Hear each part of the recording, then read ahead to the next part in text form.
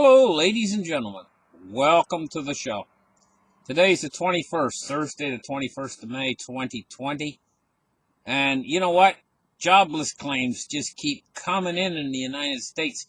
We got 2.4 million more of them, puts the total up around 39 million. Let's start the charts right here. Take a look at this. 39 million people have sought U.S. jobless aid since the virus hit. And what we're looking at is stores closing left and right, shopping malls, everything's just closing right up. People are going home. They're scared they're going to catch the virus. And now what's happened is certain states now are starting to timidly open back up their economies.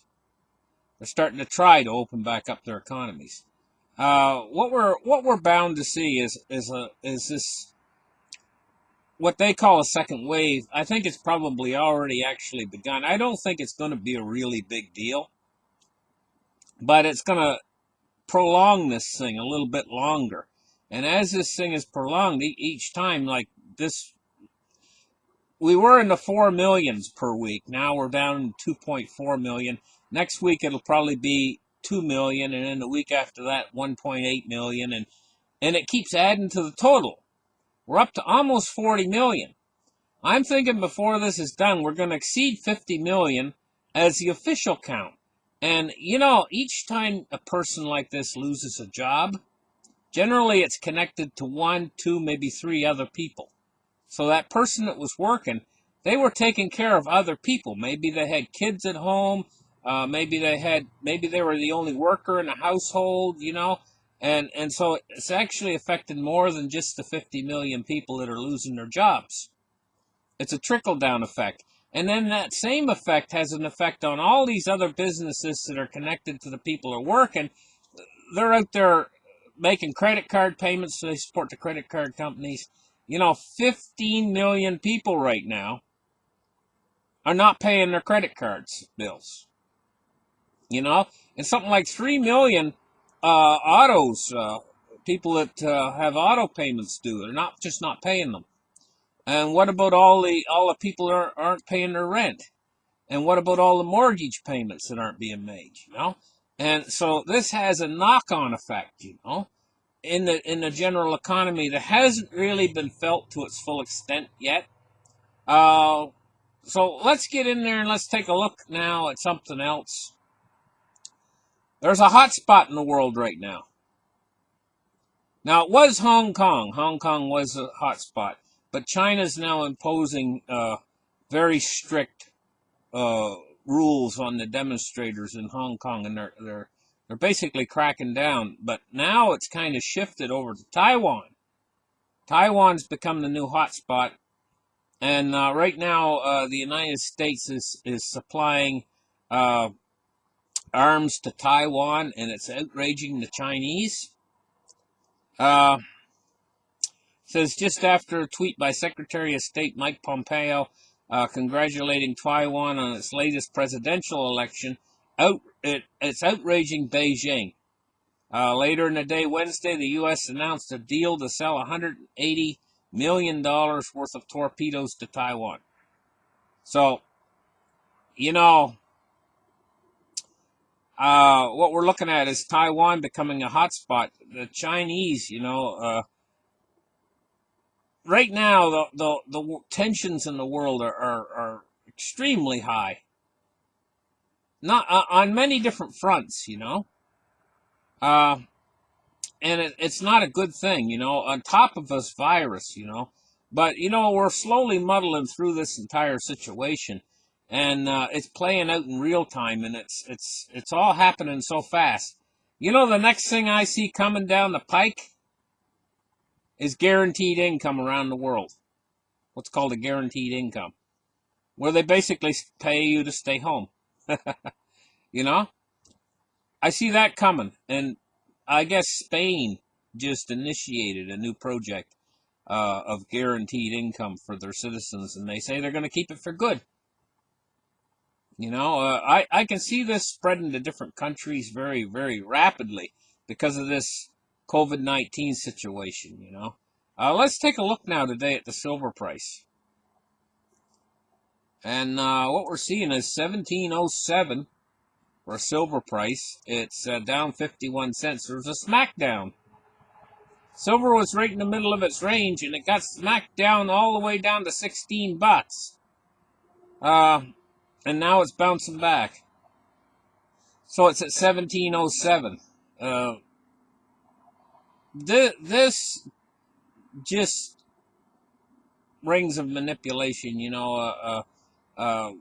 probably when it got down to $16, they probably scooped a whole bunch up, and goodness knows who or what, some sort of a deals were made, in this smackdown. Anyway, gold's at 1725, and it suffered the exact same smackdown at exactly the same time. Now, what's interesting about all of this is cryptocurrency suffered the smackdown at exactly the same time as gold and silver, pretty much, And so we see a Bitcoin price that's down to 251 billion with Bitcoin dominance of 66.6%. And what we're looking at is you can see this smackdown right here come at the same time as the gold and silver were having their smackdown. So the timing interests me, and it also, I've seen this quite a bit before, that gold and silver and cryptocurrencies are kind of starting to form a correlationship there a little bit. I'm noticing it a little bit over the past little while. Let's take a look now at the Dow Jones. She's down 78 points on the day. Okay, 80 points, down 80 points, 24,495.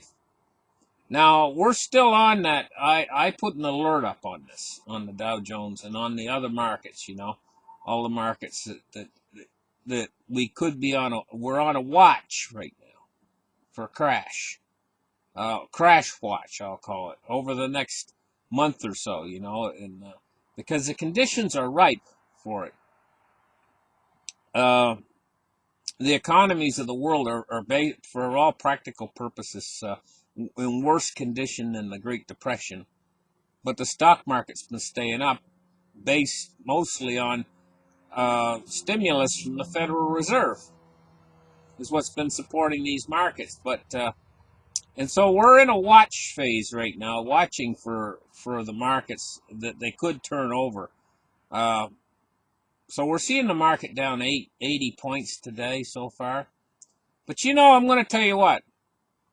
The Fed's not going to let the markets crash down with an unlimited crash. They will step in. Now, earlier this year, they stepped in at 18,000. They supported the market. The market started to go back up again. That's probably a marker that they've put in there. And so if this market were to turn over and start to go down, it went down to 18,000, they would probably come in with some new programs or whatever to add more stimulus to it all. And then the market would probably go back up again. So I think they got a floor under this market. The Fed's put a floor under it. Without that floor underneath this market, this market could go down to 3,000.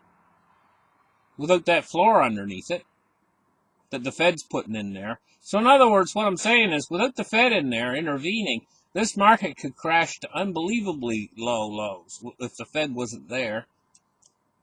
Let's take a look at crude oil. $33.88 for sweet light crude today. It's up 39 cents on the day so far. Now we're going to take a look at U.S. Treasuries, and we're seeing the long end falling. We're looking at 1.38 on the U.S. 30-year and 0.66 on the U.S. 10-year.